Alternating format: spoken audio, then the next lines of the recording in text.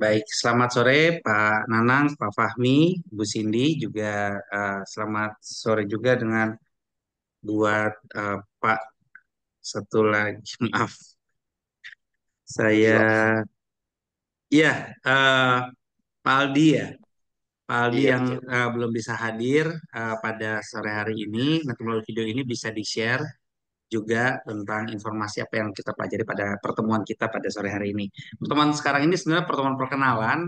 Seharusnya sih memang kita sudah mulai dari hari Senin, tetapi izin, mohon maaf, dari hari Minggu, dari hari Sabtu, hari Minggu, hari Senin, sampai hari kemarin Selasa baru bisa lepas dari rentetan acara yang tidak bisa diwakilkan. Dan kalau misalnya saya mulai, kayaknya kurang pas karena apa namanya, saya pasti nanti nggak punya waktu untuk bapak-bapak kemarin. Kalau sekarang sudah pasti punya gitu ya. Jadi kita akan mulai dulu dengan share screen dulu ya Bapak Ibu semua ya.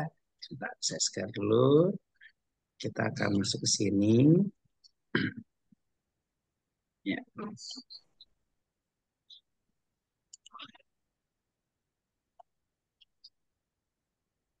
Oke, saya akan share video. Semoga ini bisa kelihatan. Kalau kasih tahu saya kalau nggak kelihatan ya. Baik, Pak. Sudah mulai, apakah kelihatan? Kelihatan, Pak. Kelihatan ya. Ada suaranya nggak? Maaf. Ada suaranya nggak? Nggak ada Nggak ya? ada sih, kayak Oke, nggak sebentar ada, ya. Pak. Oke, sebentar.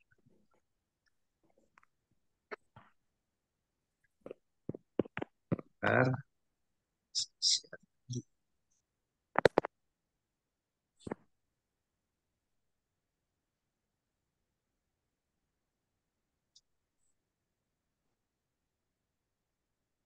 Search.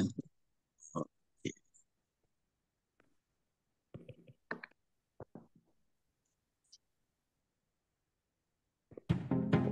Suara oke? Sudah ada, Pak.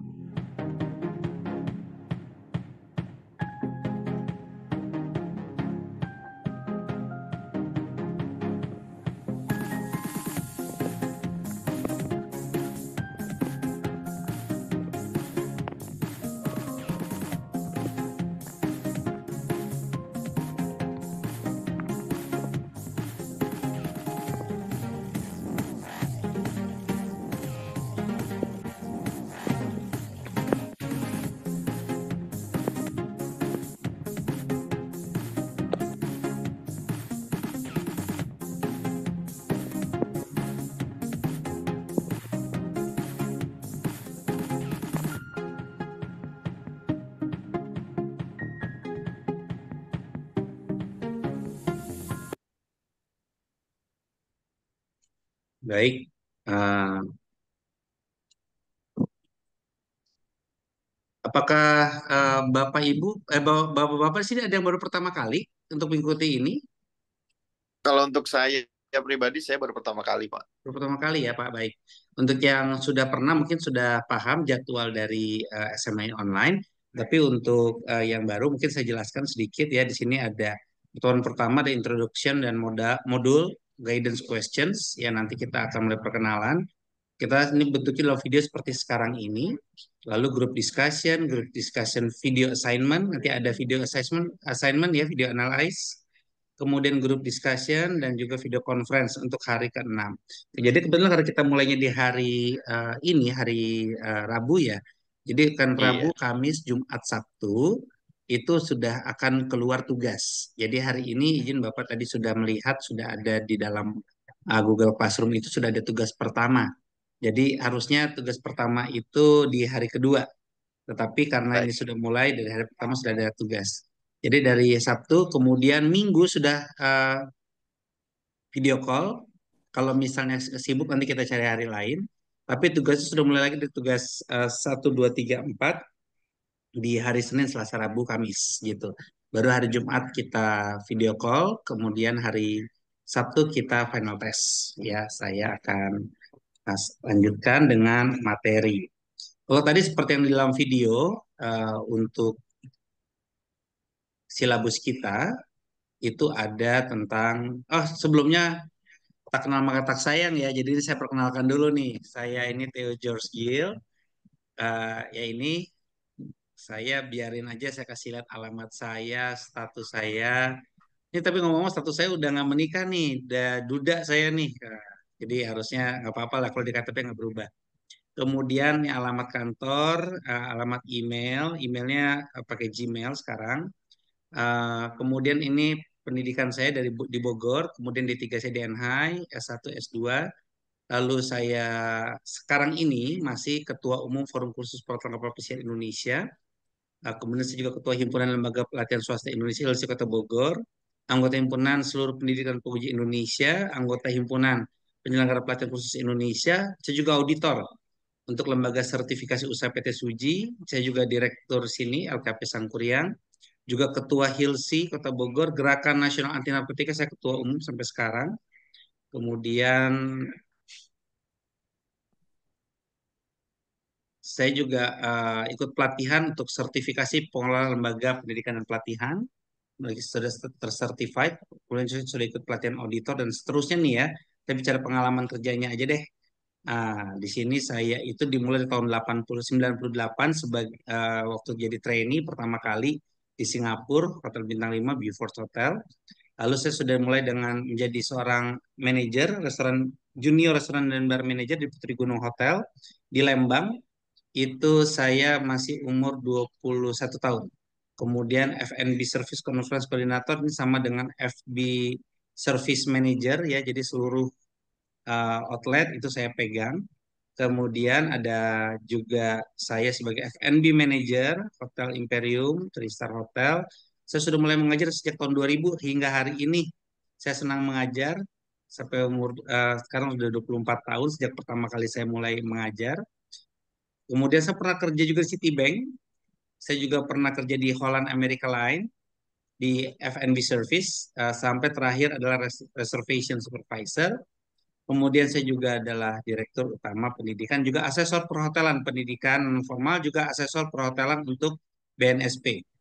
Ya, jadi ini memang sudah uh, bagian dari apa yang sudah saya pernah lakukan dan sampai hari ini menjadi bekal buat saya untuk dapat mengajar. Saya akan masuk ke dalam uh, materi. Ini masih bisa lihat uh, share screen saya kan ya Bapak semua? Masih masih Masih, Pak. Pak. Masih ya.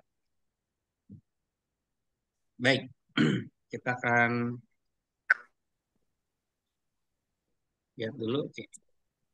Di sini memang terakhirnya Februari 2022 belum saya update, tapi memang ini masih yang terupdate ya.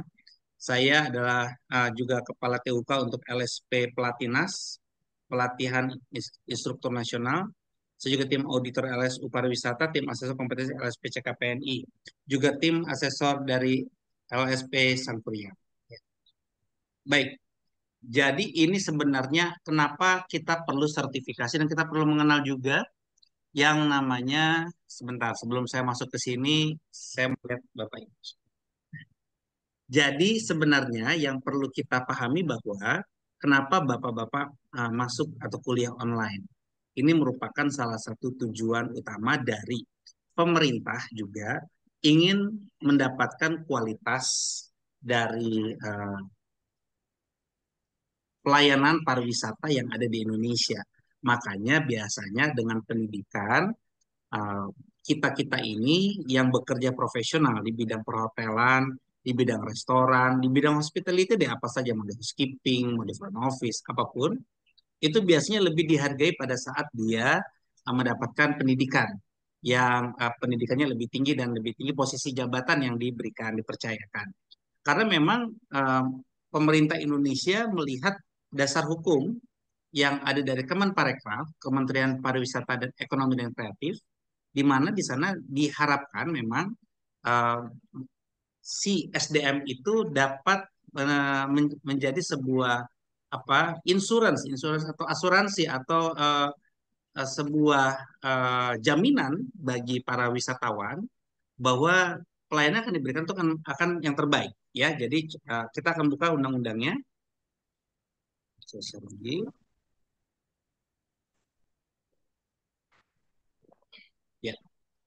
Jadi kalau misalnya kita melihat di sini pengembangan usaha dan standarisasi pariwisata Undang-Undang Nomor 10 Tahun 2009 tentang kepariwisataan.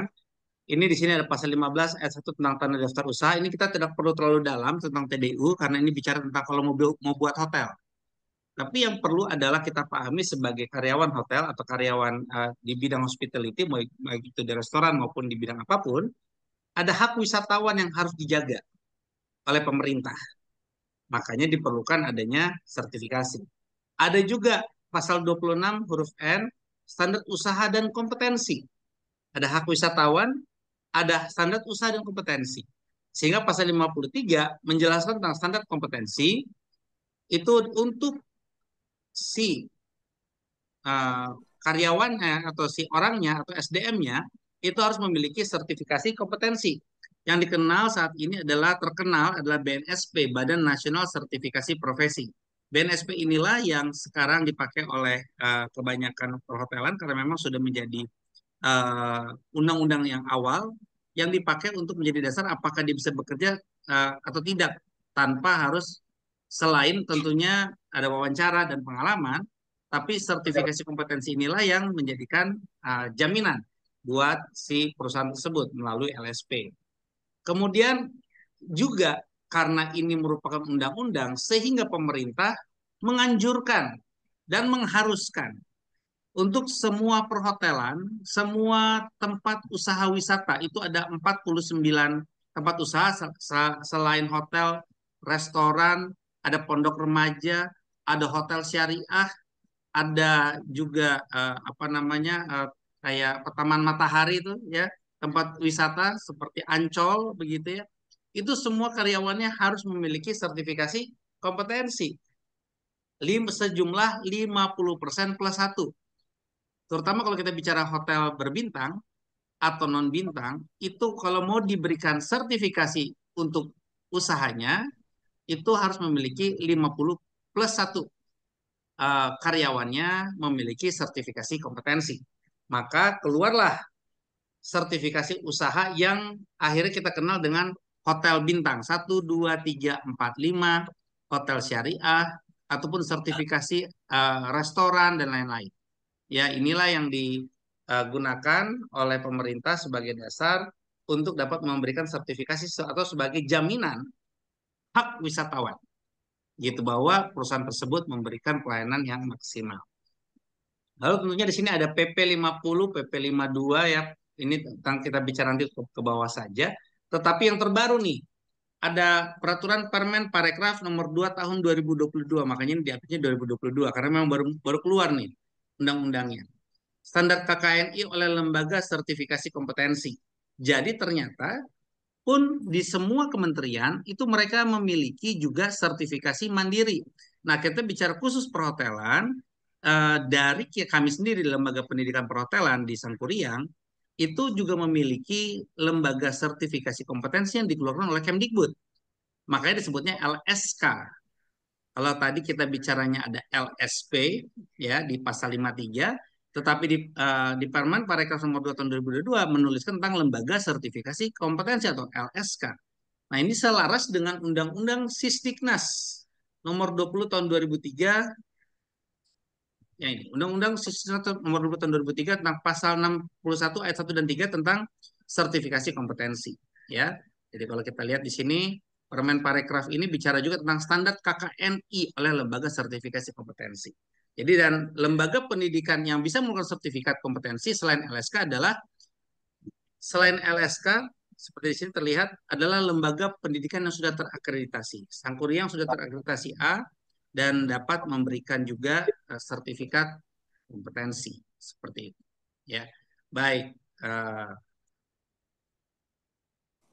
Seperti penjelasan yang tadi sudah disampaikan bahwa sertifikasi itu sangat penting, tapi tentunya saya juga ingin lebih mengenal Pak Fahmi sama Pak Nanang nih, gitu. Kalau Pak Ya. Fahmi kerjanya di mana, kemudian perusahaannya, ya perusahaannya di bidang apa, kemudian posisi jabatannya apa. Pak Fahmi nanti gantian sama Pak Nanang ya. Yap. Silakan. Eh, sebelumnya perkenalkan nama saya Fahmi Setiawan, Pak. Ya, Untuk pekerjaan sekarang saya posisinya di daerah Pantai Indah Kapuk. Saya bekerja oke, di sebuah bar atau bisa disebut beach club namanya Dreamfield. Dreamfield Beach Club, Pak. oke. Posisi saya sebagai captain, Captain F&B, Captain Bar, captain floor, Pak. Captain Floor. Oh, Captain Floor. Oke, oke, oke. Baik, baik, baik. Sudah berapa tahun di sana, Pak?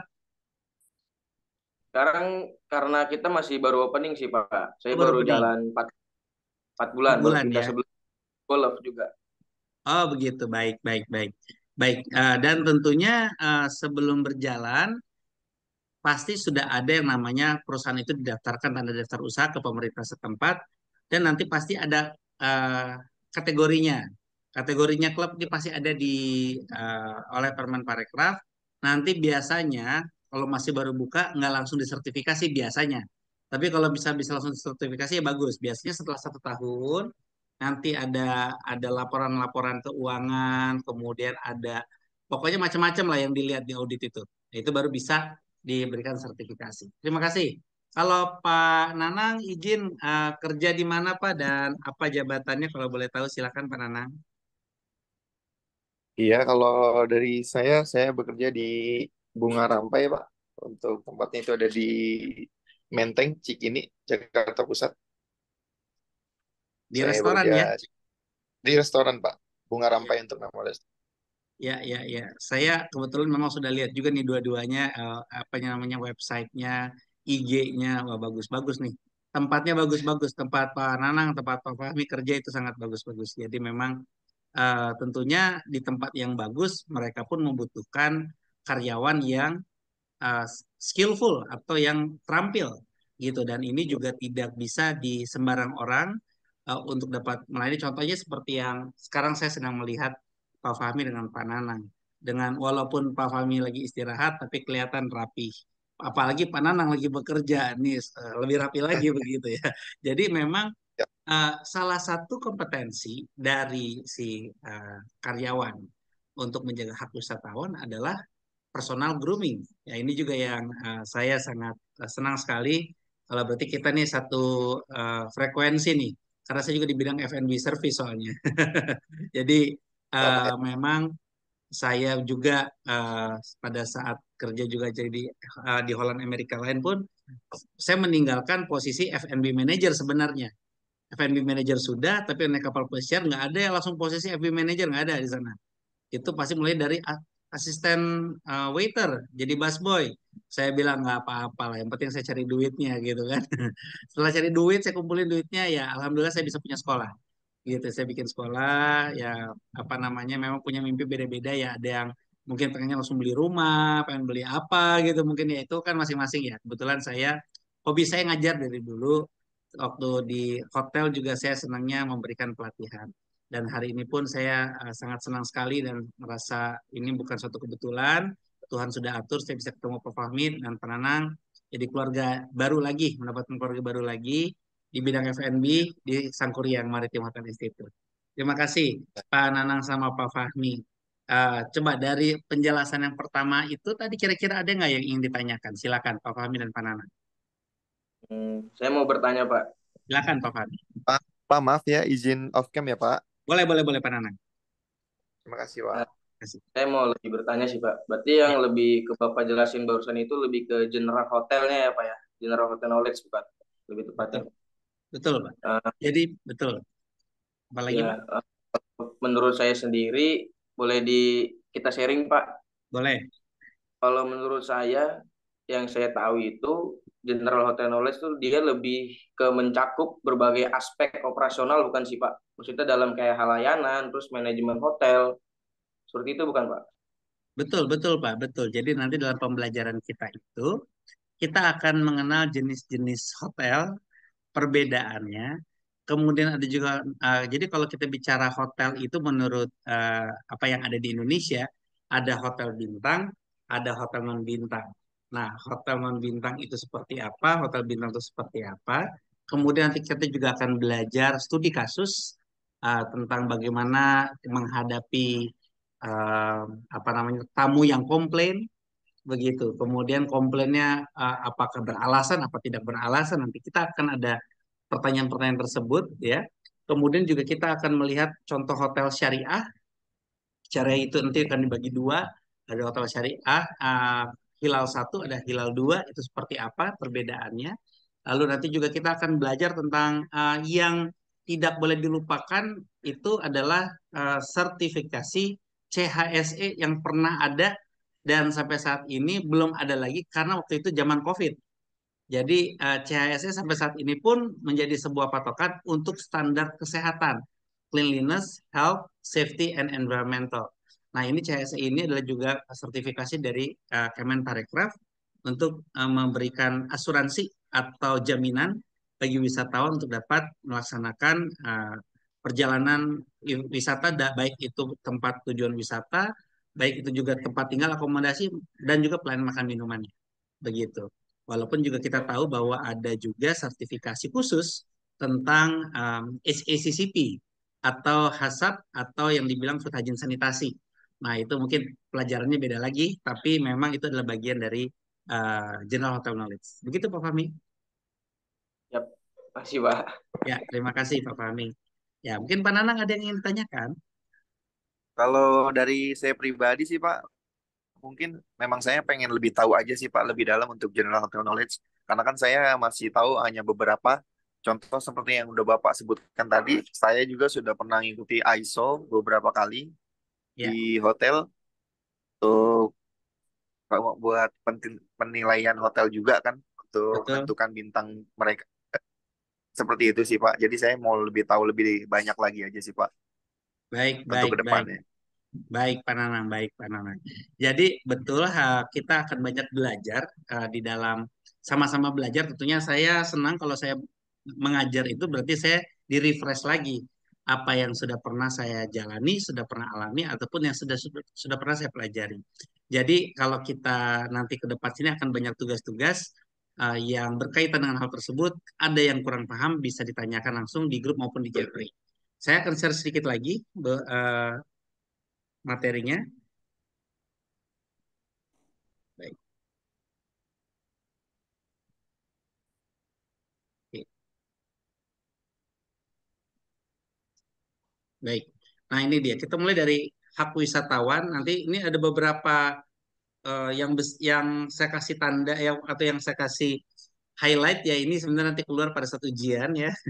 Jadi saya berikan juga ini apa namanya informasi hak wisatawan. Setiap wisatawan berhak memperoleh pelayanan kepariwisataan sesuai dengan standar, baik itu kualifikasi usaha dan kompetensi SDM. Seperti tadi sudah saya jelaskan. Dan kewajiban pengusaha adalah pengusaha pariwisata berkewajiban menerapkan standar usaha dan standar kompetensi sesuai dengan ketentuan peraturan perundang-undangan. Jadi sebenarnya kewajiban pengusaha untuk menyediakan SDM yang kompeten, tetapi nggak diwajibkan untuk membiayai. Oleh karena itu memang kompetensi itu sendiri terkadang harus dipahami. Kadang ada yang Kementerian Pariwisata juga memberikan bantuan untuk sertifikasi. Kalau juga ada juga dari BNSP juga ada, tetapi tidak banyak. Makanya kadang-kadang karena kita perlu, akhirnya kita perlu mengeluarkan kocek sendiri. Nah, kalau di kita di pendidikan bedanya dengan pendidikan, kalau pendidikan kita akan mengeluarkan sertifikasi, bedanya LSK sama LSP ya, Bapak-bapak. Kalau di kita mengeluarkan sertifikat kompetensi atau sertifikat ketuntasan pendidikan itu akan berlaku sama dengan ijazah, akan seterusnya selamanya, artinya seumur hidup kita. Tapi kan kalau LSP itu kan ada jangka waktu. Nah, kalau LSP itu pasti jangka waktunya adalah 3 tahun. Ya, ini yang perlu dipahami bahwa perbedaan LSP sama LSK atau lembaga pendidikan yang mengeluarkan uh, sertifikat kompetensi, kalau kita tidak ada jangka waktu. Ini yang dibedakan dengan LSP. Nah, secara kompetensi ini sendiri, kalau kita bicara ini ada bicara tentang tenaga kerja bidang kepariwisataan. Standar kompetensi sebagaimana dimaksud adalah melalui sertifikasi kompetensi dan juga sertifikasi kompetensi dilakukan oleh lembaga sertifikasi profesi yang telah mendapat lisensi sesuai dengan ketentuan peraturan undang-undangan. Termasuk kami juga memiliki LSP sebenarnya, LSP LPK Sangkuriang. Tetapi tentunya sekali lagi, kalau sertifikasi dari LSP itu akan berlaku hanya 3 tahun. Nah, kalau bapak-bapak masuk di sini kuliahnya sama dengan setara D1 gitu. Nah, D1 nanti kalau mau lanjut ada setara D3. Nah, ini yang juga akan menjadi dengan tentunya dengan tertulis di dalam sertifikat itu hotel manajemen atau manajemen hotel. Jadi secara manajerial itu sudah diakui dan sudah dipahami dan bahwa di lapangan ya bahwa bapak-bapak ini sudah memenuhi kompetensi sebagai manajer seperti itu. Ya ini juga merupakan apa namanya kemudahan bagi karyawan untuk mendapatkan nanti jenjang karir. Kita lanjutkan. Ini izin definisi tidak perlu saya tidak akan jelaskan terlalu banyak, tinggal dibaca saja. Saya tidak akan membaca ulang kalau untuk yang definisi, ya. Tetapi kita akan lihat bahwa standar usaha di sini dijelaskan tentang yang dibilang standar usaha adalah produk, artinya hotel atau restoran. Kalau kita bicara bahwa berarti restoran, pelayanannya, kemudian pengelolaan usaha, pariwisata, dan memiliki standar usaha. Lalu standar usaha sebagaimana dimaksud pada ayat 1 dilakukan melalui sertifikasi usaha kalau bicara tentang standar usaha. Kemudian sertifikasi usaha sebagaimana dimaksud pada ayat kedua dilakukan oleh lembaga mandiri yang berwenang sesuai dengan ketentuan peraturan perundang-undangan. Maksudnya melalui LSU. Jadi yang mensertifikasi restoran bapak-bapak pasti ada namanya lembaga sertifikasi usaha atau LSU. Nah ini yang perlu dipahami bahwa LSU ini adalah lembaga mandiri untuk mensertifikasi usaha. Kalau tadi untuk orangnya ada LSP atau LSK yang mensertifikasi si karyawannya atau SDM-nya. Sekali lagi, kalau untuk restorannya atau hotelnya itu yang mensertifikasi adalah LSU, Lembaga Sertifikasi Usaha. Sedangkan yang mensertifikasi SDM-nya adalah LSP atau LSK, ya, lembaga sertifikasi atau lembaga sertifikasi kompetensi. Nah, ini yang perlu dipahami. Sekali lagi, LSK sekarang dan LSP ada dua perbedaan. Yang kalau yang LSK ini bicaranya tentang lembaga sertifikasi kompetensi yang dikeluarkan oleh Kemdikbud atau lembaga pendidikan, atau lembaga atau sertifikat yang dikeluarkan oleh lembaga yang sudah terakreditasi, itu tidak ada batas waktu. Itu bedanya LSK atau sertifikat dari lembaga pendidikan. Sedangkan kalau LSP itu ada jangka waktu dari lembaganya. Jadi hanya 3 tahun. Itu. Jadi ini ada tiga nih di penekanannya. Pertama ada sertifikasi untuk perusahaannya atau untuk bidang usahanya itu melalui LSU atau lembaga sertifikasi usaha. Lalu ada sertifikasi untuk karyawannya itu ada dua macam. Ya, ada dua jenis. Yang pertama adalah lembaga sertifikasi profesi atau dari BNSP. Itu berlaku hanya 3 tahun. Setiap diuji setelah sudah tersertifikasi hanya 3 tahun. Dan yang ketiga adalah LSK atau lembaga pendidikan yang sudah terakreditasi. Itu bisa mengeluarkan sertifikat dan sertifikatnya itu tidak berlaku, tidak ada jangka waktu dan itu berlaku seumur hidup. Nah, ini nanti tiga hal ini yang bahwa Bapak nanti di dalam tugas-tugas akan muncul ya bahwa perbedaan apa itu LSU, apa itu LSP, dan apa itu LSK. Ya, baik. Sampai di sini mungkin ada yang bertanyakan? Kalau dari saya cukup jelas sih Pak untuk penjelasannya tentang LSU, LSP, dan LSK. Baik, baik. Terima kasih Pak Nanang. Kalau Pak Fahmi ada mungkin bertanyakan?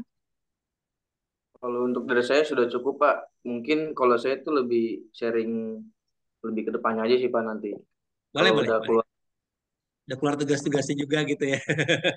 Boleh, boleh, boleh. Siap, Pak Fahmi. Terima kasih banyak untuk pertemuan kita pada sore hari ini. Paling tidak kita sudah membuka kulit awalnya. Nanti setiap ada beberapa tugas yang menggunakan video, jadi tinggal dilihat videonya. Tugasnya bisa dikerjakan berdasarkan video yang sudah ada nantinya. Jadi demikian untuk pertemuan kita pada sore hari ini. Mungkin Pak Bu Cindy ada yang ingin disampaikan, silakan. Tidak ada Pak Teo, paling nanti kita ketemu lagi dalam video call yang kedua ya. Disiapkan aja pertanyaan-pertanyaan apabila ada pertanyaan dari tugas-tugas Pak Teo yang kurang dimengerti bisa ditanyakan by Japri atau by grup ya Pak Teo ya. Ya, Atau baik. mau ditunggu juga ke dalam pertemuan berikutnya juga boleh ditanyakan. Ya, baik. Ya. Baik, itu saja mungkin dari saya. Terima kasih Pak Fahmi, Pak Nanang, Bu Cindy atas perhatiannya. dan kita akan tetap chat selama 2 minggu ke depan. Tetap semangat, selamat bekerja, dan selamat beristirahat mungkin Pak Fahmi. Ya, terima kasih banyak. Terima kasih Banyak dan Pak. selamat sore semuanya. Selamat sore Pak. Selamat sore. Terima kasih. Selamat sore semuanya. Terima kasih.